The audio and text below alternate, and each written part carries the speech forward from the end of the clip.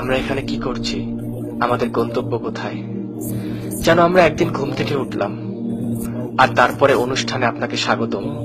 কোনো প্রশ্ন করবে না, তাল মিলে চলতে থাকো। যতবার উপার্জন করো, চেষ্টা করো যেন ফতুর না হয়ে যাও।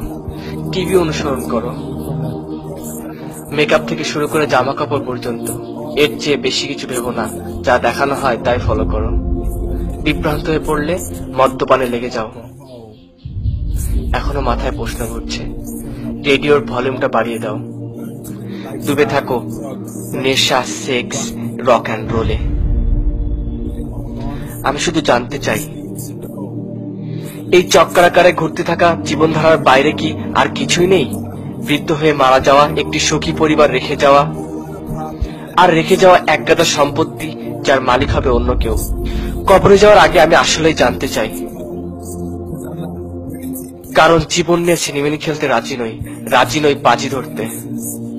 এই সামান্য কিছু প্রশ্নের উত্তর খুঁজে ফিরছি। আমরা এখানে কি করছি, আমাদের লক্ষ্য কি, আমরা এখানে আসলাম কিভাবে, কে আমাদেরকে এত নিখুঁতভাবে তৈরি করলো, মৃত্যুর পর কি হয়, এই পৃথিবী কি আসলেই গুরুত্বপূর্ণ? এসব প্রশ্নগুলোর উত্তর দিতে চাই না, কারণ প্রয়োজন নেই তো উত্তর জানার। এই জীবনে তো কোনো উদ্দেশ্য নেই, আমাদের অস্তিত্ব তো শুধুই প্রাকৃতিক। সেক্ষেত্রে আমাকে একটি প্রশ্ন করতে দিন, তুমি কি নিজেই নিজের স্রষ্টা, নাকি কেউ তোমাকে তৈরি করেছে? কারণ তুমি এমন এক সৃষ্টি, ত্রুটি মুক্ত, ক্ষমতা অসমান্তরাল, তুমি সর্বোচ্চ বুদ্ধিমত্তার অধিকারী। আমি শুধু সাধারণ যুক্তি ব্যবহার করছি। এমন ক্যামেরা পৃথিবীতে নেই যা মানুষের চোখের ধারে কাছে আসতে পারে, না আছে এমন কম্পিউটার যা মানুষের মস্তিষ্কের সমান হতে পারবে। পৃথিবীর সব মানুষ মিলেও একটি মাছিও তৈরি করতে পারবে না। এত এত নিদর্শন, তবু আমরা অস্বীকার করি। বিজ্ঞান বলতে চায় এই সবকিছুই শূন্য থেকে এসেছে, অথচ একটি সরল হিসাব 0+0+0 কখনোই 1 হয় না। তবে কোথা থেকে এই মহাবিশ্বের নিয়ম এবং বৈচিত্র্য আসলো? সবকিছু মূল থাকে আবিষ্কারক কিংবা স্রষ্টা। এই ভিডিওটা দেখতে পাচ্ছেন কারণ কেউ ভিডিওটা আপলোড করেছে, তাই আমরা বিগ ব্যাং বিশ্বাস করতে পারি, বা পারি যিনি তা ঘটালেন তার ওপর। আল্লাহ সবকিছুর এবং সব প্রাণের সৃষ্টিকর্তা, চিরঞ্জীব, প্রভু, সবকিছুর একক তত্ত্বাবধায়ক, সৃষ্টির মতো নন, কল্পনার ঊর্ধ্বে। না, তিনি কোনো মানুষ নন, তার কোনো সহযোগী নেই। তিনি এক অবিনশ্বর সত্তা, আমাদেরকে কখনোই একা ছেড়ে যাননি।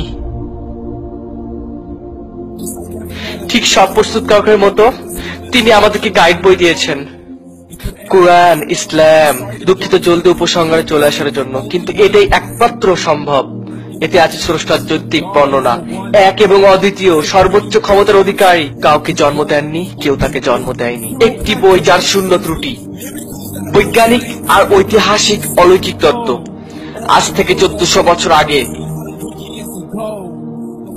যেমন মানুষের ভ্রূণের নির্ভুল এবং পরিপূর্ণ বর্ণনা, মানুষের ভ্রূণের যে বর্ণনা কোরআনে আছে সেটি 7ম শতাব্দীর বৈজ্ঞানিক জ্ঞান থেকে আসা সম্ভব নয়। পৃথিবীর জন্য পর্বতমালা কিলক স্বরূপ, যাতে পৃথিবী নরম থেকে রক্ষা পায়। বিচ্ছিন্ন দুটি প্রবাহিত সমুদ্রের পানি কখনোই এক হবে না।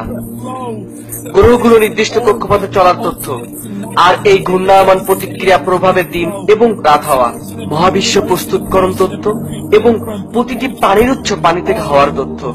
অতীতের শিক্ষণীয় সকল ইতিহাস, বিশেষত ফ্রাউনের লাশ রক্ষিত হওয়ার তথ্য। পৃথিবীর স্থলভাগের সর্বনিম্ন স্থানের তথ্য, যেখানে পারস্য বাহিনী রোমানদের পরাজিত করেছিল। পুরুষের বীর্য নির্গমন পথ, মেরুদণ্ড পাঁজরের মধ্যস্থল নির্ধারণ তথ্য। এখন পর্যন্ত একটি শব্দ পরিবর্তিত হয়নি। উত্তরদের কিভাবে সকল তথ্য জানা ছিল? আজ থেকে 1400 বছর আগে এমন এক ব্যক্তির উপর যে লিখতে বা পড়তে জানতেন না, শুধু উচ্চারণ করতেন, যা ফেরেশতা বাণী নিয়ে আসতো।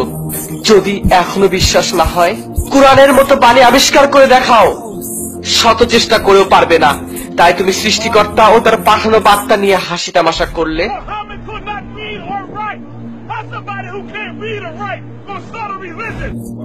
তার বইগুলোকে রূপকথার গল্প পড়ে নাকচ করে দেয়, যাতে আমরা আমাদের জীবন গড়ি লোভ, লালসা, ইচ্ছে দ্বারা, বলে বেড়াচ্ছি জীবন তো একটাই, যত খুশি ফুর্তি করো, আমরা বাঁচবো, মরে যাব, তারপর মাটির সাথে মিশে যাব। তুমি খালি একবারই বাঁচবে, ভুল। গাছপালা মারা যাবার পর বৃষ্টি আসলে নতুন করে তার জীবন ফিরে পায়। আল্লাহ প্রতিশ্রুতি যে আমাদেরকেও ঠিক একইভাবে তিনি পুনরুজ্জীবিত করবেন, আঙ্গুলের ছাপ থেকে নিয়ে পায়ের তলা পর্যন্ত অনুরূপ অবস্থায়। যখন সর্বদ্রষ্টা সর্বশক্তিমান আমাদেরকে এত কাছ থেকে দেখছেন, অবশ্যই আমাদের পরীক্ষা নেওয়া হচ্ছে, আমাদের সম্পদ, স্বাস্থ্য, পরিবার সবকিছুর মাধ্যমে। তাই বিশ্বাস করো, আমরা অবশ্যই পুনরুজ্জীবিত হব এবং ফিরে যাব সৃষ্টিকর্তার সামনে। হিসাব নেওয়া হবে আমাদের প্রতিটি কাজের। যখন তিনি আমাদের আমলনামা দিয়ে বলবেন, পড়ো, ভালো মন্দ, ছোট বড় আর বাকি যা কৃত কর্ম করেছো, তোমার হিসাব গ্রহণের জন্য তুমিই যথেষ্ট। এখন আমার সাথে রাগ করো না। তুমি ভেবেছিলে আমার কাছে কখনো ফিরে আসতে হবে না। তোমাকে পুরো একটি জীবন দিয়েছিলাম আমাকে খোঁজার জন্য, কিন্তু তুমি ব্যস্ত ছিল ও সবকিছু নিয়ে যাচ্ছিল ক্ষণিকের। পড়ো, সুসংগ তাদের জন্য যারা বিশ্বাস করেছে। আর যদি তুমি বিশ্বাস না করো তাহলে পড়ো, সেই দিনটি তোমার প্রথম দিন হতে দিও না। পড়ো।